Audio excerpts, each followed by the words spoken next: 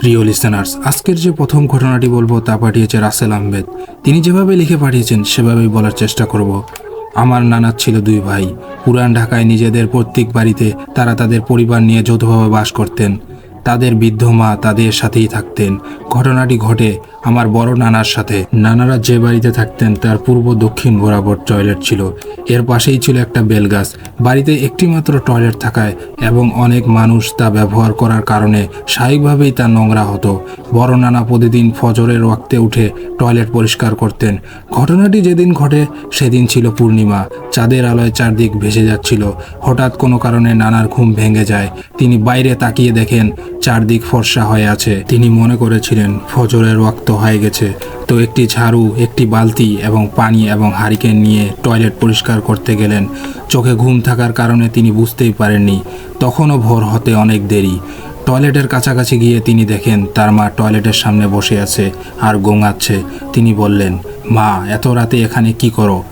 তার মা বলল, বাবা, আমি এই টয়লেটে এসেছিলাম, ফেরার পথে পড়ে গেছি। হারিকেনটা রেখে আমার কাছে এসে আমাকে টেনে তোল। নানা হারিকেন রেখে তার মার দিকে যেতে লাগলো। হঠাৎ পেছন দিক থেকে তার মা তাকে ডাক দিল, ইউসুফ, কার সাথে কথা বলছিস? এত রাতে টয়লেট পরিষ্কার করতে এসেছিস কেন? কেবল রাত 2টা বাজে। তিনি পিছন দিকে ঘুরে দেখেন তার মা হারিকেন হাতে নিয়ে দাঁড়িয়ে আছে। টয়লেটের দিকে তৎক্ষণাৎ ঘুরে দেখেন সেখানে কেউ নেই। সাথে সাথে তিনি মাথা ঘুরে পড়েন। তার অনেক জ্বর আসে। 3 দিন পর তার জ্বর কমে যায়। এরপর একজন হুজুর ডেকে আনা হয়। তিনি বাড়িতে ঢুকেই বলেন, এখানে একটা খারাপ জিনিস আছে। টয়লেটের পাশে বেলগাছটায় ওদের আস্তানা। সেদিন রাতে নানার মা যদি নানাকে না থামাতেন তাহলে জিনিসটার কাছে গেলেই নানাকে মেরে ফেলতো। এরপর তিনি বাড়িটাকে বন্ধ করে দেন। বেলগাছটি তার কথা অনুযায়ী কেটে ফেলা হয়। এরপর থেকে কোনো সমস্যা দেখা দেয়নি। প্রিয় লিসেনার্স, এবার পরের ঘটনায় চলে যাব। এবারের ঘটনাটি পাঠিয়েছে সুজন। তিনি যেভাবে লিখে পাঠিয়েছেন সেভাবেই বলার চেষ্টা করছি। সকাল 10টা নাগাদ পান্ডুয়া এসে পৌঁছেছি বাল্যকাল বন্ধু অতুল রয়ের বাড়িতে। বেশ কয়েকটা বছর দুজনের কোনো যোগাযোগ ছিল না, কিন্তু কাল বিকালে হঠাৎ করেই অতুলের ফোন পেলাম। স্কুলে গ্রীষ্মের ছুটি চলছে বলে তেমন কোনো কাজের চাপ নেই, তাই অতুলের প্রস্তাবে কোনো আপত্তি না জানিয়ে চলে এলাম তাদের এখানে পৌঁছে দেখি আমার কলেজের আরও একজন বন্ধু সঞ্জু আমন্ত্রিত। 3 বন্ধু অনেক ঘোরাঘুরি হলো। এখানে ঘোরার দেখার মতো অনেক কিছু আছে। সন্ধ্যার কিছু আগে আমরা মহিমগড় রাজবাড়ি সিঁড়ির সামনে এসে হাজির হলাম। 20-30টা সিঁড়ি ভেঙ্গে রাজবাড়ির চৌঘাটে পা রাখতেই গার্ড ভম্বল সেন আমাদের সাথে সাথে যেতে লাগলো। তার মুখ থেকেই শুনলাম এই রাজবাড়ি নিয়ে কিছু অবিশ্বাস্য ঘটনা। সিংহবংশীয় এক রাজা বিজয় প্রতাপ মারা গেছেন প্রায় 100 বছর আগে, কিন্তু জনশ্রুতি যে আজ নাকি আর আত্মা এই বাড়ির আনাচে কানাচে ঘুরে বেড়ায়। আমি এই গার্ডকে জিজ্ঞেস করলাম, আচ্ছা, রাজ পরিবারের কেউ এখানে থাকে না? গার্ড বলে, আর পরিবার? আজ যে রাজবংশে কেউ বেঁচে নেই। দূর সম্পর্কে যারা আছে তারা এখানে আসতে সাহস পায় না। আমি সাহস পাই না মানে? গার্ড বলে, ওই যে বললাম, রাজার প্রেতাত্মা। বিজয় প্রতাপের মৃত্যুর পর শুরু হয় এই বংশের বিপর্যয়। রাজার একমাত্র ছেলে ছিল অজয় প্রতাপ, যাকে বলে নষ্ট পুরুষ। মদ আর মেয়ে মানুষ নিয়ে বিভোর হয়ে থাকতেন, আর ওদিকে বন্ধুরা মজা লুটত। রাজকোষ দিন দিন শূন্য হতে থাকে। রাজবাড়িটা একটা নোংরামের ঘাঁটিতে পরিণত হয়। বাজারে অনেক বদনাম ও করে ফেলে অজয় প্রতাপ। অবশেষে হঠাৎ একদিন তিনিও খুন হন। খুনি ধরা পড়েনি বটে, তবে লোকের মুখে শোনা যায় সিংহ বংশের অবশিষ্ট সম্মানটুকু বজায় রাখার জন্য বিজয় প্রতাপের আত্মাই নাকি তার ছেলেকে শেষ করেছে। আমি হেসে মন্তব্য করলাম, রাজার প্রেতাত্মা?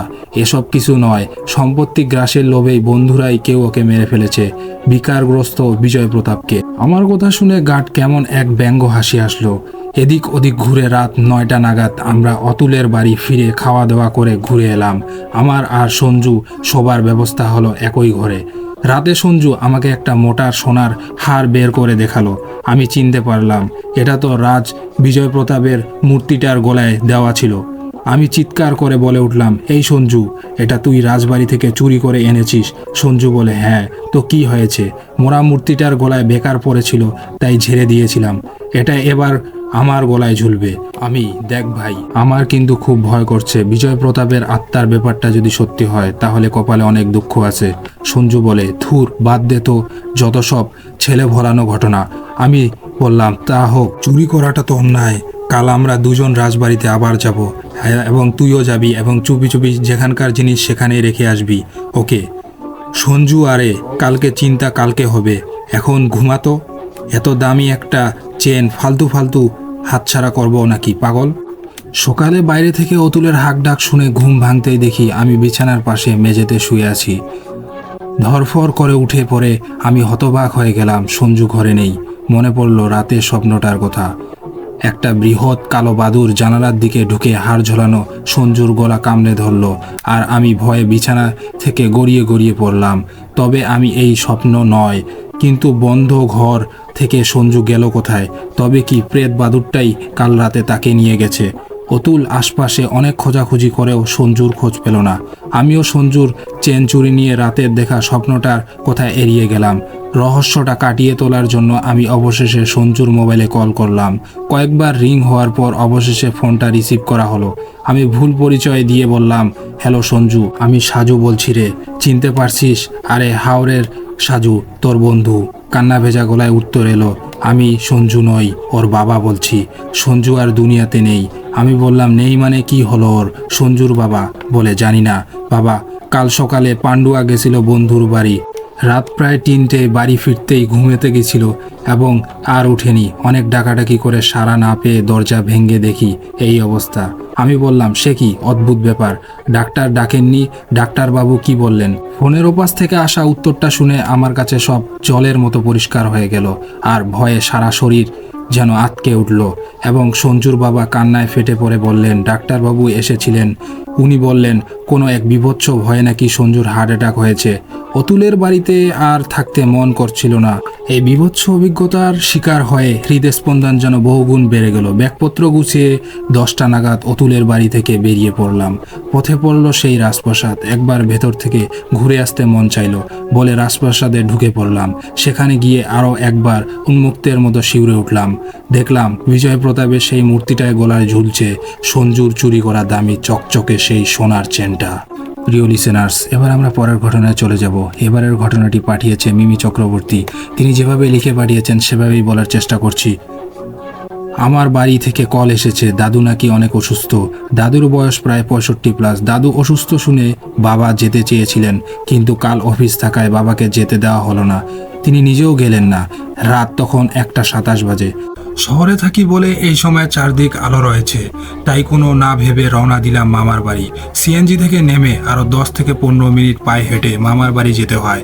ছোট রাস্তা আর অনেক জঙ্গল থাকার কারণে কোনো গাড়ি যেতে চায় না ওখানে, তাই হেঁটে হেঁটেই যেতে হয়। 5 মিনিট হাঁটার পর একটি বাঁশঝাড়ের নিচ দিয়ে যাচ্ছিলাম। হঠাৎ গা ছমছম করে উঠল।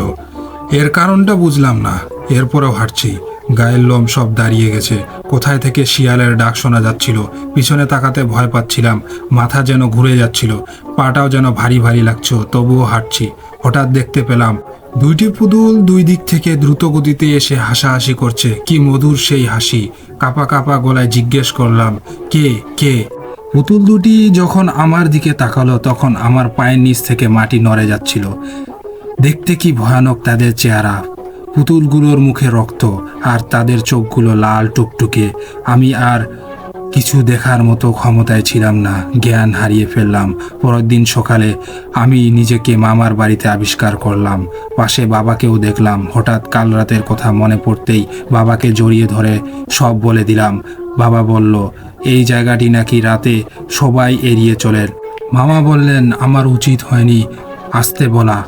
দাদু তখন বিছানায় শুয়েছিলেন। তিনি আমার দিকে ভীত চোখে তাকিয়েছিলেন। আমি সব বুঝতে পেরে কথাটাকে এড়িয়ে গেলাম, কিন্তু ঘটনাটি ভোলা আমার পক্ষে সম্ভব ছিল না। পুতুলের কথা শোনার ছোট মামি আমাকে বলল, দাদু নাকি পুতুল একদম পছন্দ করে না। এমনকি আমার মামাতো বোন রিমিকেও পুতুল নিয়ে খেলতে দিতেন না। তার ভাবনা দাদু সুস্থ হলেই এই বিষয় নিয়ে জিজ্ঞাসা করব।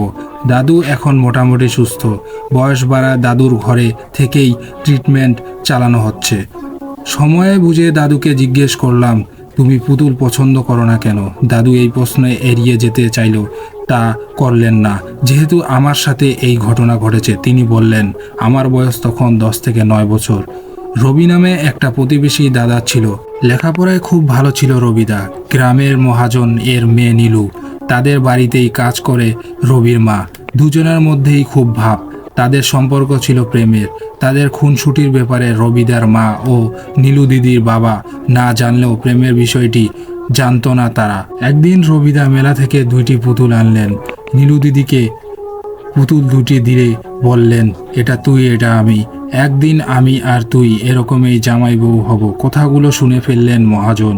তিনি রবিদাকে সজোরে 4টি থাপ্পড় মেরে বললেন, করছি তোকে আমার মেয়ের জামাই বলে নীলুকে টেনে হিচড়ে নিয়ে গিয়ে ঘরে বন্দি করে রাখে। এদিকে রবিদার মাও রবিকে অনেক মারে, যেহেতু রবিকে মহাজনের টাকাতেই পড়তে হয় আর তাদের ঘর চলে মহাজনের টাকায়। নীলুর বিয়ে ঠিক করে ফেলেছিলেন মহাজন, কিন্তু নীলু দিদি মানতে নারাজ আর রবিকেই চায়। রবি গিয়ে মহাজনকে বুঝালেও মহাজন ওদের সম্পর্কটা মেনে নিল না, উল্টো রবিকে অপমান করলেন। এদিকে নীলু দিদি কাজের মেয়েকে দিয়ে রবিদাকে চিঠি পাঠিয়ে বলে সে পালিয়ে যেতে চায়, তাকে যেন এই বাড়ি থেকে নিয়ে রবি যায়। কিন্তু রবির তো কোনো কাজ নেই, কি খাওয়াবে কি পড়াবে নীলুকে। তাই সে কাজের মেয়েকে দিয়ে বার্তা পাঠায় সে পালিয়ে যেতে পারবে না, আর নীলুকে ধৈর্য না হারিয়ে অপেক্ষা করতে বলে, আর বলে মহাজন ঠিকই তাদের সম্পর্ক মেনে নেবে। এ কথাটি যখন কাজের মেয়েটি নীলুকে জানাতে যায় তখন পথ আটকে দাঁড়ায় মহাজন। তিনি সব জানেন, কারণ রবি ও নীলুর পিছনে লোক লাগিয়েছিল মহাজন। তিনি কাজের মেয়েকে ভয় দেখিয়ে নীলুকে বললেন রবি তার সাথে কোন সম্পর্ক রাখতে চায় না। আরও বলেছেন মহাজন তাকে অনেক টাকা দিয়েছিল তাতে যে সুন্দর করে জীবনযাপন করতে পারবে এবং তার নীলুকে তার কোনো প্রয়োজন নেই। নীলু সব শুনে হতভম্ব হয়ে যায়। যদিও রবির প্রতি তার অনেক ভালোবাসা বিশ্বাস রয়েছে, তবুও এখন যে তার পাশে খুব প্রয়োজন রবিকে, সে আর কিছু ভাবতে পারেনি। সকালে শুনলাম নীলু দিদি নাকি বিষ খেয়ে নিয়েছিল, প্রাণটি তার রাতেই চলে গিয়েছে। রবিদাও নিজেকে ক্ষমা করতে পারেননি। সেই দিন নীলুর দিকে দেখে এসে রাতেই গলায় দড়ি দিয়ে দেয় রবিদা। তাদের দুষ্টু মিষ্টি ভালোবাসা হেরে যায় বড়দের সম্মানের কাছে। মহাজন নিজের ভুলটি বুঝতে পেরেছিলেন কিনা কে জানে, তবে শুনেছি মাসখানেক পর তিনি বুকে ব্যথা অনুভব করে মারা যায়। সব কিছু শুনে আমার চোখে পানি চলে এলো। দাদুকে কিছু না বলেই চলে এলাম আমার থাকার ঘরে, ঘুমিয়ে পড়লাম। এসব ভাবতে ভাবতে উঠে দেখি সন্ধ্যা হয়ে গেছে, মনটা ভালো লাগছিল না, তাই পুকুর ঘাটে গিয়ে বসলাম। সব কথা শুনে আজ আর ভয় লাগছিল না। হঠাৎ সেই হাসাহাসি আবার শুনতে পেলাম, কি মায়াময় সেই হাসি। পিছনে তাকানোর সাহস হচ্ছিল না ঠিকই, কিন্তু পরে তাকালাম। একসাথে দাঁড়ানো পুতুল 2টি, কেঁপে কেঁপে উঠল মাটি আর গাছগুলো, সাথে আমার অন্তরও। তারা আরও জোরে জোরে হাসতে লাগলো। হঠাৎ কর্কশ কণ্ঠে জিজ্ঞেস করলো কি দোষ ছিল আমাদের। আজ আর জ্ঞান হারায়নি, শুধু ভাবছিলাম সত্যিই তো কি দোষ ছিল তাদের।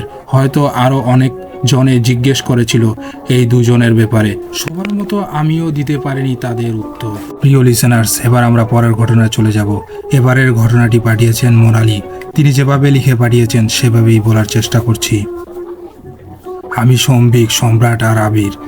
আমরা 4 বন্ধু কৃষি বিশ্ববিদ্যালয় থেকে স্নাতক শেষ করে আমাদের গ্রামে গিয়ে হাঁস মুরগি পালন, গরুর খামার, মাছের চাষ, এর পাশাপাশি বিভিন্ন ধরনের ফসলের চাষ করা শুরু করি। আমাদের সমস্ত চাষাবাদ হয় আধুনিক প্রযুক্তির মাধ্যমে। সব খরচপাতি করেও অনেক টাকা থাকে।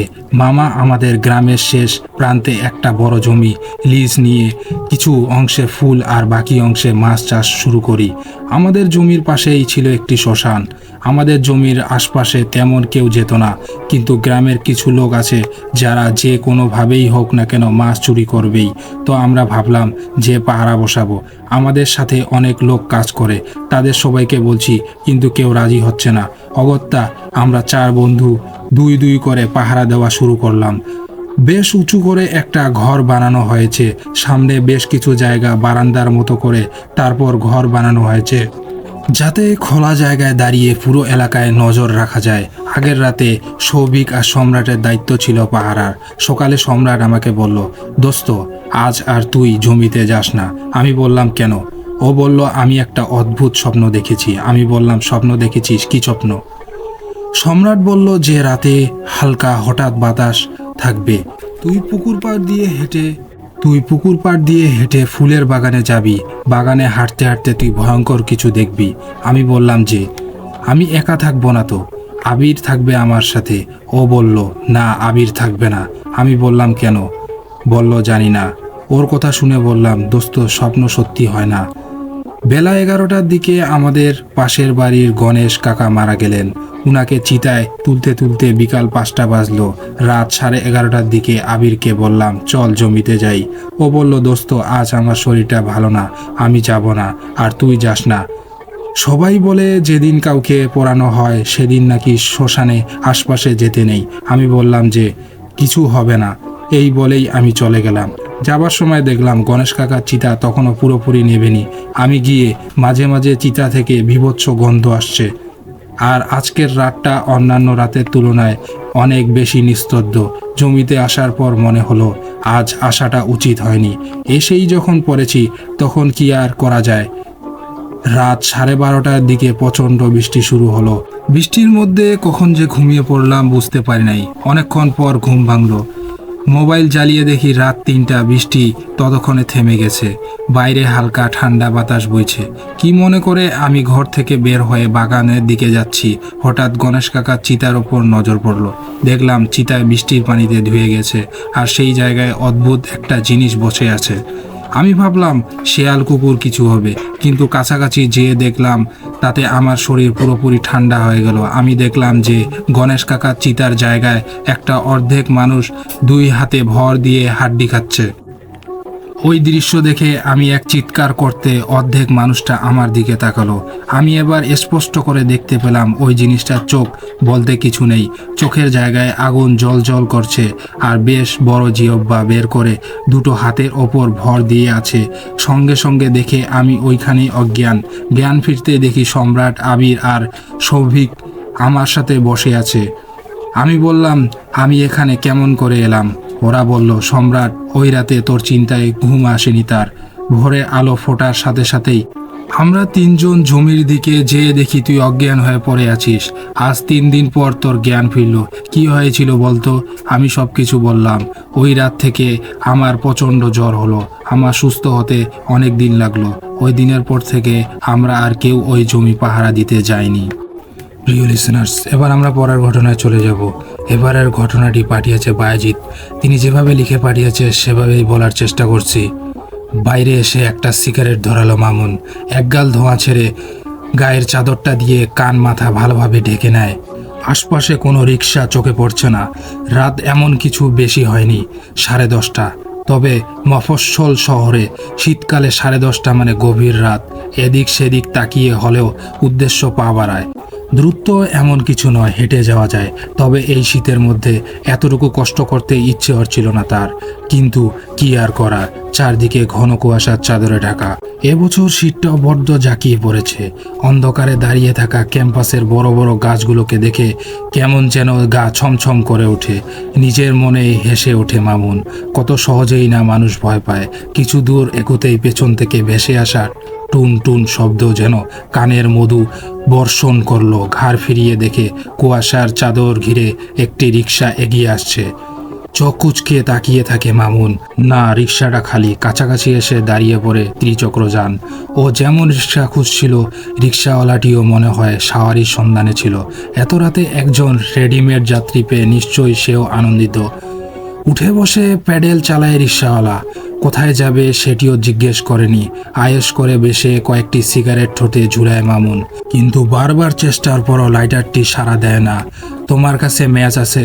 রিক্সাওয়ালাকে প্রশ্ন করে মামুন। জবাব না দিয়ে ভ্রুক্ষেপহীনভাবে প্যাডেল চালিয়ে যায় রিক্সাওয়ালা। গলাটা একটু চড়িয়ে আবার একই প্রশ্ন করে মামুন। এবার কোনো উত্তর নেই। কালা নাকি? সিগারেটটা প্যাকেটে ভরতে চিন্তা করে। একটু পর রুমে গিয়ে গরম কফির সঙ্গে সিগারেট। এই শীতে রাতে আর কি চাই? বড্ড চায়ের তেষ্টা পেয়েছে। আজকে সুমনের রুমে দারুণ আড্ডা জমে উঠেছিল, কিন্তু এক পর্যায়ে মেজাজ খারাপ করেই উঠে আসতে হয়েছে মামুনকে। তাই আড্ডা চরম লোভনীয় অংশটি অর্থাৎ চা না খেয়েই সুমনের হল ছেড়ে বেরিয়ে পড়ে মামুন। অন্যান্য দিনের মতো আজও প্রেম, রোমান্স, রাজনীতি, ক্রিকেট এসব নিয়ে উদ্দেশ্যহীন আলোচনা হচ্ছিল। নানা বিষয়ে ঘুরে কিভাবে জমজমাট আড্ডাটা ভূতের ঘটনায় গিয়ে ঠেকবে। এরপর দেখা গেল সেখানে উপস্থিত সবার নিজের না হয় ঘনিষ্ঠ কারো প্রত্যক্ষ বা পরোক্ষ ভূতের অভিজ্ঞতা আছে। তার মানে দাঁড়াচ্ছে বিশ্ববিদ্যালয়ে পড়ুয়া এই 21 শতকের তরুণরাও বিনা দ্বিধায় ভূতের অস্তিত্ব অস্বীকার করছে। শুধু তাই নয়, নিজেরাও ভূত দেখেছে বলে দাবি করছে। এরপর মামুনের পক্ষে আর ধৈর্য ধরে রাখা সম্ভব হয়নি। বিজ্ঞানের এই যুগে এসেও এ ধরনের অবৈজ্ঞানিক গাঁজাখড়ি বিষয় নিয়ে আলোচনার প্রবৃত্তি হয়নি তার। সেজন্যই আড্ডা মাঝপথে প্রস্থান করে সে, এবং বেমক্কা এক ঝাঁকুনিতেই চিন্তার সুতাটা ছিঁড়ে যায়। একটা গর্তে রিক্সার চাকা পড়ে এই বিপত্তি। কিন্তু এ কোথায় নিয়ে এসেছে রিক্সাওয়ালা? এটা তো মামুনের হলের একেবারে উল্টা পথ, ইউনিভার্সিটি লাগোয়া কবরস্থান এলাকা। চরম বিরক্তি নিয়ে রিক্সাওয়ালার দিকে তাকায় মামুন, কিন্তু বেটা এমনভাবে চাদরে মাথা ঢেকে রেখেছে, চেহারা দেখে কার সাধ্যি। আমি যাব মুসলিম হলে, আর তুমি আমাকে কোথায় নিয়ে আসলা? বিরক্তি নিয়ে কথাগুলো বলে মামুন, কিন্তু রিক্সাওয়ালা এত কোনো ভাবান্তর নেই। আচমকা তাকে চমকে দিয়ে অদ্ভুত ফ্যাসে গলায় বলে ওঠে, রিক্সা যাইব না স্যার, সামনের চাকা বইয়া গেছে। বা এত একেবারে শোনায় সোহাগা, উল্টো রাস্তায় এনে এখন বলছো রিক্সা যাবে না? মানে পুরা ডাবল রাস্তা হাঁটতে হবে আমাকে? রাগের চোটে গলা চড়িয়ে কথাগুলো বলে মামুন, কিন্তু এতেও রিক্সাওয়ালার কোনো ভাবান্তর নেই। প্রচণ্ড বিরক্তি নিয়ে উল্টো মুখে হাঁটা শুরু করে মামুন। স্যার, ভাড়াটা দেবেন না? রিক্সাওয়ালার অস্বস্তিকর ফ্যাসফ্যাসে কণ্ঠস্বরে সম্বিত ফিরে পায় মামুন। পকেট হাতড়ে খুচরা টাকা বের করে, কিন্তু একই ভুসভুসে কালো চাদরের আড়াল থেকে বেরিয়ে আসে একটি অপার্থিব হাত। সাদা সাদা অস্বাভাবিক বড় আঙ্গুলের ডগায় কালচে বাঁকানো বড় বড় নখ, আর হাতের তালুতে একগুচ্ছ লোম। মাত্র কয়েক ফুট দূর থেকে রিক্সাওয়ালার অস্বাভাবিক হাতটি নিজের চোখে দেখে বিশ্বাস করতে চায় না তার মন। কোনো কথা না বলে কোনো রকমের মাথা ঠান্ডা রেখে ভুতুরে হাতে টাকা তুলে দিয়ে জোরে পা চালায় মামুন। যত দ্রুত সম্ভব এই এলাকাটি ছেড়ে চলে যাওয়ার একটি তীব্র তাগিদ অনুভব করে। এই বিভীষিকাময় স্মৃতি থেকে যত দূরে সরে যাওয়া যায় ততই মঙ্গল। হাঁটতে হাঁটতেই নিজের মনে একটু আগে ঘটে যাওয়া ঘটনাটির ব্যাখ্যা দাঁড় করানোর চেষ্টা করে মামুন। তার যুক্তিবাদী মন কিছুতেই অলৌকিকভাবে বা ভুতুরে ঘটনার কিছুর অস্তিত্ব মেনে নিতে রাজি নয়। অথচ মনের কয়েকটি অংশ এখনও একটু আগে ঘটে যাওয়া ঘটনার আংশিকতার এবং অস্বাভাবিকতায় আচ্ছন্ন। নিজের মনে একে একে যুক্তি সাজাতে থাকে মামুন। প্রথমত, সে রিক্সাওয়ালাকে বলেনি কোথায় যাবে, তাই রিক্সাওয়ালা তাকে ক্যাম্পাসের শেষ প্রান্তে কবরস্থানের কাছে এই নির্জন স্থানে নিয়ে এসেছে। অন্যমনস্ক ছিল বলে মামুন আগে থেকে বিষয়টি লক্ষ্য করেনি। আর রিক্সাওয়ালাটি নিশ্চয়ই স্মৃতি এবং হরমোনের জটিল কোনো রোগে আক্রান্ত, তাই তার হাতটি এমন অস্বাভাবিক ফ্যাকাশে সাদা। এই রোগের প্রভাবে হাতের তালুতে অস্বাভাবিকভাবে লোম গজিয়েছে, নখগুলো হয়ে গেছে একেবারে কালচে। নিজের মতো করে ব্যাখ্যা দাঁড় করিয়ে কিছুটা স্বস্তি পায় মামুন। আচমকা বাঁশির শব্দ, একজন টহল পুলিশ পথ আটকায়। কিছুদিন আগে ক্যাম্পাসে দুটি ছাত্র সংগঠনের মধ্যে ধুমধুমার মারামারির পর ক্যাম্পাসে টহল জোরদার করা হয়েছে। বাইরের সন্ত্রাসীদের আনাগোনা ঠেকাতে রাতের বেলায় সন্দেহজনক কাউকে দেখা গেলেই পরিচয়পত্র দেখাতে চাওয়া হয়। কখনো কখনো কিছুটা জিজ্ঞাসাবাদও করা হয়, আইডি কার্ড কই? মামুনের সামনে হাত বাড়ায় টহল পুলিশ। একটু আগে দেখা রিক্সাওয়ালার ভুতুরে হাতটি আবার সামনে হাজির হয়। এবার হাতের মালিক টহল পুলিশ। এরপর আর নিজেকে ধরে রাখা সম্ভব হয় না। অমানসিক আতঙ্কে ছুটতে থাকে। অনেক দিন এভাবে দৌড়ানো হয়নি। কিছু দূর যাওয়ার পর বুকের ভেতর কেমন করতে থাকে, তল পেঁচে ক্ষীর ধরে যায়। বাতাসের অভাবে ফুসফুসটি যেন ফেটে যাবে। এসব অগ্রাহ্য করে প্রাণ ভরে ছুটতে থাকে মামুন। এক সময় দম বন্ধ হয়ে রাস্তায় হুমড়ি খেয়ে পড়ে যায়। এ অবস্থায় কিছুটা স্বস্তি বোধ করে সে, কারণ ইতিমধ্যে ক্যাম্পাসের নির্জন এলাকাটি ছেড়ে একটি হলের সামনে এসে পড়েছে। সোলেমান হলের গার্ড আকরাম আলী এগিয়ে আসে। হলের সিঁড়িতে মামুনকে বসিয়ে এক গ্লাস পানি এগিয়ে দেয়। পানি খেয়ে কিছুটা ধাতস্থ হয় মামুন। সংক্ষেপে আকরামকে জানায় একটু আগের অভিজ্ঞতার কথা। তার কথায় হেসে উড়িয়ে দেয় আকরাম, কি যে কন, এমন হাত মানুষের হয় নাকি? আপনি নিশ্চয়ই ভুল দেখেছেন। ভালা কইরা চাইয়া দেখেন তো আমার হাতটা কেমন। সাদা সাদা বড় আঙ্গুল, কলচে বাঁকানো বড় বড় নখ, আর তালুতে অস্বাভাবিক একগোছা কালো লোম। হাতটি মামুনের সামনে বাড়িয়ে ধরে আকরাম। হাত থেকে কাচের গ্লাসটি নিচে পড়ে ভেঙে যায়। তারপর সে অজ্ঞান হয়ে মাটিতে লুটিয়ে পড়ে। সকলে এসে সকালে তাকে খুঁজে পায় এবং তাকে হাসপাতালে নিয়ে যাওয়া হয়, তারপর সে সুস্থ হয়।